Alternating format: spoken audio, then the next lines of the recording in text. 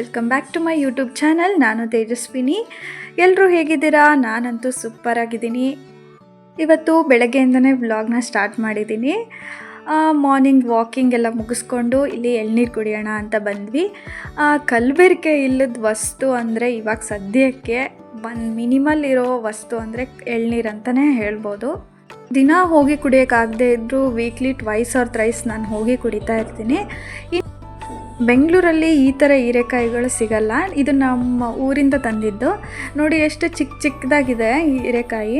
ಊರ ಡಿಫ್ರೆನ್ಸ್ ಇದೆ. ಇಲ್ಲಿ ಹೀರೆಕಾಯಿಗೂ ನಮ್ಮ ಊರ ಕಡೆ ಸಿಗೋ ಹೀರೆಕಾಯಿಗೂ ಇಲ್ಲಿ ಹೈಬ್ರಿಡ್ ಅಂತಾರೆ, ಅಲ್ಲಿ ನಾಟಿ ಅಂತ ಅಂತಾರೆ. ಯಾವಾಗ ನಾನು ಊರಿಗೆ ಹೋಗಿ ಬರ್ತೀನಿ ಅಂದರೆ ದೊಣ್ಣೆ ಮೆಣಸಿನ್ಕಾಯಿ ಮತ್ತು ಹೀರೆಕಾಯಿ, ಸೌತೆಕಾಯಿ ಎಲ್ಲ ತೊಗೊಂಡು ಬರ್ತೀನಿ ಇಲ್ಲಿಗೆ. ಯಾಕಂದರೆ ಇಲ್ಲಿ ಆ ಥರ ತರಕಾರಿಗಳು ಸಿಗಲ್ಲ. ದೊಣ್ಣೆ ಮೆಣಸಿನ್ಕಾಯಿ ಸಿಗೋದೇ ಇಲ್ಲ. ಸೌತೆಕಾಯಿ ಸಿಗುತ್ತೆ, ನೀರು ಸೌತೆಕಾಯಿ ಅಂತಾರಲ್ಲ ಆ ಥರ ಸಿಗುತ್ತೆ. ನೋಡಿ ಈ ಥರ ಇರುತ್ತೆ ನಮ್ಮೂರ ಕಡೆ. ಸೊ ಅಲ್ಲಿಂದನೇ ತೊಗೊಂಡು ಬರ್ತೀನಿ ಬರುವಾಗಲೆಲ್ಲ. ರೊಟ್ಟಿ ಮಾಡಿದ್ರೆ ಟೈಮ್ ಭಾಳನೇ ಹಿಡಿಯುತ್ತೆ, ಮಾರ್ನಿಂಗ್ ಟೈಮ್ ಅದರಲ್ಲೂ. ಅದಕ್ಕೆ ನನಗೆ ವಿಡಿಯೋ ಕ್ಯಾಪ್ಚರ್ ಮಾಡ್ಕೊಳ್ಳೋದೇ ಮರ್ತೋಗಿತ್ತು. ಸ್ವಲ್ಪ ಸ್ಟಾರ್ಟಿಂಗಲ್ಲಿ ಮಾಡಿಕೊಂಡೆ, ಆಮೇಲೆ ಮಾಡ್ಕೊಳ್ಳೋದೇ ಮರ್ತೋಗಿತ್ತು. ನೆಕ್ಸ್ಟ್ ಟೈಮ್ ಯಾವಾಗಾದರೂ ತಂದು ಮಾಡ್ತಾ ಇರುವಾಗ ವಿಡಿಯೋ ಕ್ಯಾಪ್ಚರ್ ಮಾಡಿ ಹಾಕ್ತೀನಿ. ಎಲ್ಲ ತಿಂದಿದ್ದು ಆಯಿತು. ನೋಡಿ ಪ್ಲೇಟ್ ಫುಲ್ ಖಾಲಿ ಮಾಡಿದ್ದಾರೆ ನನ್ನ ಹಸ್ಬೆಂಡು. ಇವತ್ತು ತುಳಸಿ ಮದುವೆ ಬೇರೆ ಇದೆ ಸಂಜೆ, ಹಂಗಾಗಿ ನಾನು ಊರಿಂದನೇ ಒಂದು ಪಾಟ್ ಕೂಡ ತಂದಿದ್ದೆ. ಇದೇ ಥರ ಪ್ಲಾಸ್ಟಿಕ್ ಪಾಟ್ ತಂದಿದ್ದೆ. ಇದಕ್ಕೆ ಸ್ವಲ್ಪ ಮಣ್ಣು ಹಾಕಿ ಗಿಡ ತೊಗೊಂಡು ಬರಬೇಕು ಅಂತ ಅಂದ್ಕೊಂಡಿದ್ದೀನಿ. ಸಂಜೆ ಪೂಜೆ ಇರೋದ್ರಿಂದ ಇವಾಗ ಬೆಳಗ್ಗೆ ಎಲ್ಲ ರೆಡಿ ಮಾಡ್ಕೊತಾ ಇದ್ದೀನಿ. ಇದನ್ನು ಪಾಟಲ್ಲಿ ಮಣ್ಣು ಹಾಕೋಕ್ಕಿಂತ ಮುಂಚೆ ₹1 ಕಾಯಿನು ಮತ್ತು ಸ್ವಲ್ಪ ಅರಿಶಿನ, ಸ್ವಲ್ಪ ಕುಂಕುಮ ಹಾಕು ಅಂತ ನಮ್ಮ ಅಮ್ಮ ಹೇಳಿದರು. ಅದೇ ರೀತಿ ಹಾಕ್ಕೊಂಡೆ. ಇನ್ನು ಮಣ್ಣು ಕೂಡ ಹಾಕ್ಕೊಂಡು ಇಲ್ಲೇ ಹತ್ತಿರದಲ್ಲೇ ಇರೋ ಒಂದು ಗಿಡನ ತೊಗೊಂಡು ಬಂದು ಇಟ್ಕೊಂಡೆ. ಎಲ್ಲಿಡಬೇಕು ಅಂತ ಗೊತ್ತಿಲ್ಲ ಇನ್ನು. ಮೇಲ್ಗಡೆನೇ ಪೂಜೆ ಮಾಡೋಣ ಅಂತ ಅಂದ್ಕೊಂಡಿದ್ದೀನಿ. ಸೊ ಒಂದು ಸದ್ಯಕ್ಕೆ ಇವಾಗ ಇಲ್ಲೇ ಇರಲಿ ಅಂತ ಹೇಳಿ ಇಟ್ಟು ಬಂದಿದ್ದೀನಿ. ತುಳಸಿಯಲ್ಲೇ 2 ಥರ ತುಳಸಿ ಇರುತ್ತಂತೆ, ರಾಮ ತುಳಸಿ ಮತ್ತು ಕೃಷ್ಣ ತುಳಸಿ ಅಂತ. ಸ್ವಲ್ಪ ಕಪ್ಪಾಗಿರುತ್ತಲ್ಲ ಆ ತುಳಸಿ ಕೃಷ್ಣ ತುಳಸಿ. ಇದು ಸ್ವಲ್ಪ ವೈಟ್ ಇದೆ ಅಲ್ಲ, ಇದು ರಾಮ ತುಳಸಿ ಅಂತ. ಎಷ್ಟು ಕ್ಯೂಟಾಗಿದೆ ಅಲ್ಲ ನನ್ನ ತುಳಸಿ ಪಾಟು. ಕ್ಯೂಟಾಗಿದ್ದರೆ ನಂಗೆ ಒಂದು ಕಮೆಂಟ್ ಮಾಡಿ ತಿಳಿಸಿ. ಇನ್ನು ಸಂಜೆ ಆಗ್ತಿದ್ದಂಗೆ ರಂಗೋಲಿ ಎಲ್ಲ ಹಾಕಿಬಿಟ್ಟು ರೆಡಿ ಮಾಡಿಕೊಂಡೆ ತುಳಸಿ ಪೂಜೆಗೆ. ಈ ಥರ ತುಂಬ ಸಿಂಪಲ್ಲಾಗಿ ಮಾಡಿಕೊಂಡೆ. ಯಾಕಂದರೆ ತುಳಸಿ ಮದುವೆ ಆಗಲೇ ಮುಗ್ದೋಗಿತ್ತು ನಾನು ಮಾಡುವಾಗ, ಬಟ್ ಬಿಡಬಾರ್ದು ಅಂತ ಹೇಳಿಬಿಟ್ಟು ಮಾಡಿಕೊಂಡೆ. ಕೆಳಗಿನ ಮನೆ ಅಂದರೆ ಓನರ್ ಮನೆಯವ್ರಿಗಷ್ಟೇ ನಾನು ಉಡಿ ಕೊಟ್ಟೆ ಅಷ್ಟೇ.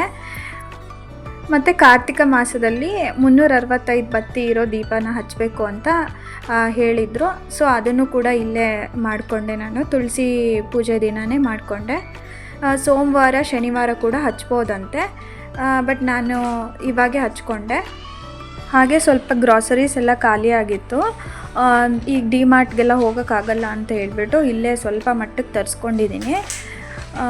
ಇನ್ನು ಬೆಳಗ್ಗೆ ತರಿಸ್ಕೊಂಡ್ರೆ ಅದು ಅವಾಗೆ ತರಿಸಿ ಅವಾಗೆ ಮಾಡೋಕ್ಕೆ ಸರಿ ಅನಿಸಲ್ಲ. ಇವಾಗೆ ತರಿಸಿ ಎಲ್ಲ ನೀಟಾಗಿ ಎತ್ತಿಟ್ಕೊಂಡ್ಬಿಟ್ರೆ ಇನ್ನು ಬೆಳಗ್ಗೆಗೆ ನನಗೆ ಈಸಿ ಆಗುತ್ತೆ ಅಂತ ಹೇಳಿಬಿಟ್ಟು ತರಿಸ್ಕೊಂಡೆ.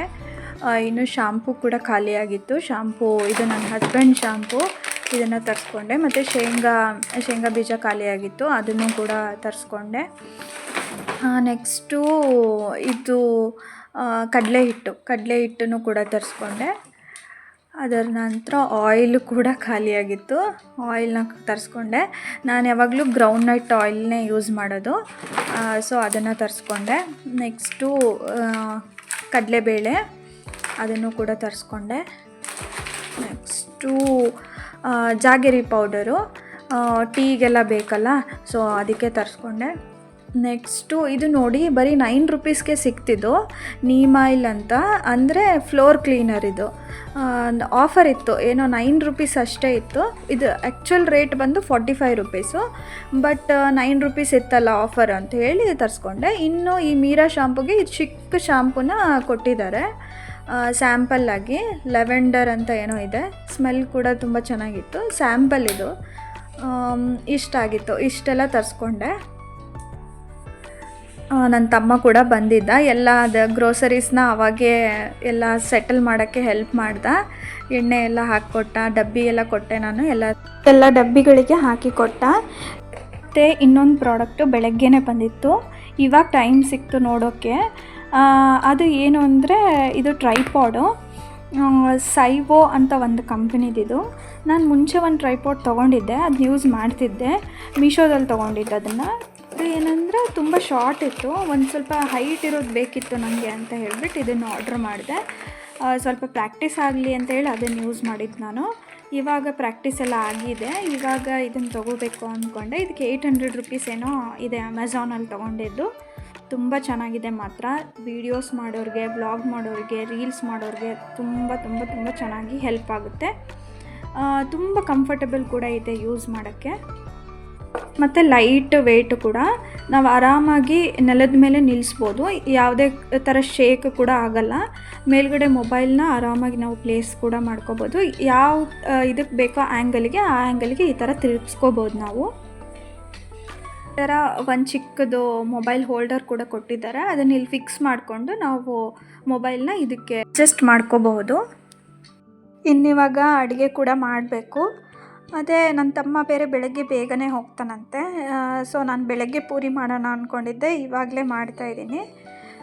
ಮತ್ತು ಇದ್ರ ಜೊತೆಗೆ ನಾನು ಕಾಬೂಲ್ ಕಡಲೆಕಾಳಿಂದು ಪಲ್ಯ ಮಾಡೋಣ ಅಂದ್ಕೊಂಡಿದ್ದೀನಿ. ಸೊ ಇಲ್ಲಿ ಸ್ವಲ್ಪ ಗೋಧಿ ಹಿಟ್ಟಲ್ಲೇ ನಾನು ಪೂರಿ ಮಾಡೋದು ಯಾವಾಗಲೂ. ಇವಾಗ ಪೂರಿ ಹಿಟ್ಟನ್ನು ಹಾಕಿ ಕಲಿಸ್ಕೊತಾ ಇದ್ದೀನಿ. ತಂದಾಗಲೇ ಸ್ವಲ್ಪ ಜಲ್ದಿ ಎಲ್ಲ ಆಡಿಸಿ ಇಟ್ಟಿರ್ತೀನಿ. ಸೊ ಇವಾಗ ಯೂಸ್ ಮಾಡುವಾಗ ಹಂಗೆ ಡೈರೆಕ್ಟ್ ಹಾಕ್ಕೊಂಡ್ಬಿಡ್ತೀನಿ. ಮತ್ತು ಸ್ವಲ್ಪ ಉಪ್ಪು, ಸೋಡಾ ಪುಡಿ ಹಾಕಿ ಕಲಿಸ್ಕೊತಿದ್ದೀನಿ. ಮೈದಾ ಹಿಟ್ಟು ನಾನು ಬಿಟ್ಟೆ ತುಂಬ ದಿನ ಆಗೋಯ್ತು. ಮೈದಾ ಹಿಟ್ಟಲ್ಲಿ ಏನೂ ಮಾಡ್ತಾನೇ ಇಲ್ಲ, ತರತಾನೇ ಇಲ್ಲ ಇವಾಗ ನಾವು. ಯಾವಾಗಲೂ ಗೋಧಿ ಹಿಟ್ಟಲ್ಲೇ ಪೂರಿ, ಚಪಾತಿ ಅಥವಾ ಪರೋಟ ಏನು ಮಾಡಿದರೂ ಗೋಧಿ ಹಿಟ್ಟಲ್ಲೇ ಮಾಡ್ತೀನಿ. ಒಂದ್ಸರಿ ಬಟರ್ ನಾನ್ನು ನಾನು ತೋರಿಸಿದ್ದೆ, ಇನ್ನೊಂದು ಪೇಜಲ್ಲಿದೆ, ಬೇಕಾದರೆ ನೀವು ಹೋಗಿ ಚೆಕ್ ಮಾಡ್ಕೊಳ್ಳಿ. ನೀವು ಆದಷ್ಟು ಏನೇ ಮಾಡಿದರೂ ಗೋಧಿ ಹಿಟ್ಟಲ್ಲೇ ಮಾಡ್ಕೊಳ್ಳಿ. ಮೈದಾ ಹಿಟ್ಟು ಅಷ್ಟು ಇವಾಗ ಒಳ್ಳೆಯದಲ್ಲ ಅಂತ ಹೇಳ್ತಾರೆ, ಅದಕ್ಕಾಗಿ ಅಷ್ಟೇ. ಲಾಸ್ಟಲ್ಲಿ ಸ್ವಲ್ಪ ಎಣ್ಣೆ ಹಾಕಿ ಮಿದುಗಿಸ್ಕೊಂಡ್ರೆ ತುಂಬ ಸ್ಮೂತಾಗಿ ಬರುತ್ತೆ ಪೂರಿ ಎಲ್ಲ. ಇನ್ನು ನಿನ್ನೆ ರಾತ್ರಿಯೇ ಕಾಬೂಲ್ ಕಡಲೆಕಾಳೆಲ್ಲ ನೆನೆ ಹಾಕಿದ್ದೆ. ಇದು ಸ್ವಲ್ಪ ನೆನೆಯೋಕ್ಕೆ ಟೈಮ್ ಬೇಕು, ಸೊ ನಿನ್ನೆ ರಾತ್ರಿ ಹಾಕಿದ್ದೆ, ಇವತ್ತು ರಾತ್ರಿ ಯೂಸ್ ಮಾಡ್ಕೊತಾ ಇದ್ದೀನಿ. ಬೆಳಗ್ಗೆ ಮಾಡಬೇಕು ಅಂದ್ಕೊಂಡಿದ್ದೆ, ಬಟ್ ಇವಾಗಲೇ ಮಾಡ್ತಾಯಿದ್ದೀನಿ, ನನ್ನ ತಮ್ಮ ಹೋಗ್ತಾನೆ ಅಂತೇಳಿ. ಇನ್ನು ಟೊಮೆಟೊ ಹಣ್ಣು ಕೂಡ ಹೆಚ್ಕೊಂಡಿದ್ದೀನಿ, ಹೆಚ್ಕೊಂಡು ಇದೇ ಥರ ಮಿಕ್ಸಿ ಮಾಡ್ಕೊಂಬಿಡ್ತೀನಿ. ಇದ್ರ ಜೊತೆ ಸ್ವಲ್ಪ ಶುಂಠಿ, ಒಂದು 1/4 ಇಂಚಷ್ಟು ಶುಂಠಿ ಹಾಕ್ಕೊಂಡಿದ್ದೀನಿ, ಒಂದು ದೊಡ್ಡದು ಒಂದು ಬೆಳ್ಳುಳ್ಳಿ ಹಾಕ್ಕೊಂಡಿದ್ದೀನಿ. ಇದನ್ನು ಮಿಕ್ಸಿ ಮಾಡ್ಕೊತಿದ್ದೀನಿ. ನೆಕ್ಸ್ಟು ಒಂದು ಕುಕ್ಕರ್ ತೊಗೊಂಡು ಅದನ್ನು ಬೇಯಕ್ಕೆ ಹಾಕ್ತಾಯಿದ್ದೀನಿ ಕಾಬೂಲ್ ಕಡಲೆಕಾಳನ್ನ. ಸ್ವಲ್ಪ ನೀರು, ಸ್ವಲ್ಪ ಅರಿಶಿನ ಪುಡಿ, ಸ್ವಲ್ಪ ಉಪ್ಪು ಹಾಕಿ ಬೇಯಿಸ್ಕೊಂಡ್ರೆ ಬೇಗ ಬೇಯುತ್ತೆ. ಸೊ ಅದೆಲ್ಲ ಮಾಡ್ಕೊಂಡಿದ್ದೀನಿ. ಇದು ಇವಾಗ ಒಂದು 3 ವಿಷಲ್ ಬರಬೇಕು, ಆವಾಗ ಬೆಂದಿರುತ್ತೆ. ಅಷ್ಟರಲ್ಲಿ ನಾನು ಮಿಕ್ಸಿ ಮಾಡ್ಕೊಂಡ್ಬಿಡ್ತೀನಿ ಇದನ್ನು. ಟೊಮೆಟೊ, ಶುಂಠಿ, ಬೆಳ್ಳುಳ್ಳಿ ಪೇಸ್ಟ್ ಮಾಡ್ಕೊಂಡ್ಬಿಟ್ರೆ ಡೈರೆಕ್ಟ್ ಒಗ್ಗರಣೆ ಹಾಕೋಕ್ಕೆ ಚೆನ್ನಾಗಾಗುತ್ತೆ.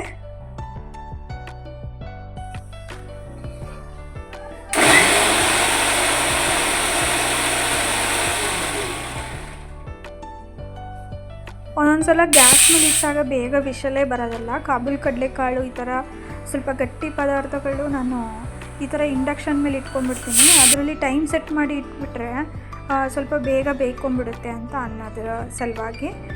ನೆಕ್ಸ್ಟು ಇವಾಗ ಒಗ್ಗರಣೆ ಹಾಕೋಕ್ಕೆ ಅಂತ ಹೇಳ್ಬಿಟ್ಟು ಈರುಳ್ಳಿ ಎಲ್ಲ ಹೆಚ್ಕೊತಾ ಇದ್ದೀನಿ.